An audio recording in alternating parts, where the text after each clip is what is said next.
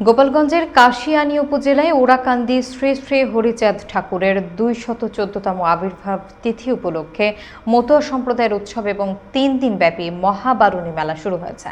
পলাশ হালদারের প্রতিবেদনে থাকছে বিস্তারিত। গোপালগঞ্জের কাশিয়ানী উপজেলায় ওরাকান্দি শ্রী শ্রী হরিচাঁদ ঠাকুরের ২১৪তম আবির্ভাব তিথি উপলক্ষে মতুয়া সম্প্রদায়ের উৎসব ও ৩ দিনব্যাপী মহাবারুণী মেলা শুরু হয়েছে। পাপ থেকে মুক্তি এবং পুণ্য লাভের আশায় দেশের বিভিন্ন জেলা ছাড়াও ভারত, নেপাল সহ অন্যান্য দেশ থেকে লক্ষ লক্ষ আগত পুণ্যার্থীরা অংশ নিয়েছে এই উৎসবে। ভক্তদের পদচারণার সাথে ঢাক, ঢোল আর কাঁসের শব্দে মুখরিত পুরো ঠাকুরবাড়ি।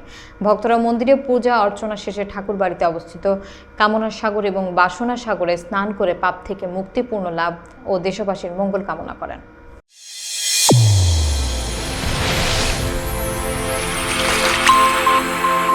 চ্যানেল A1 হৃদয়ের স্পন্দন।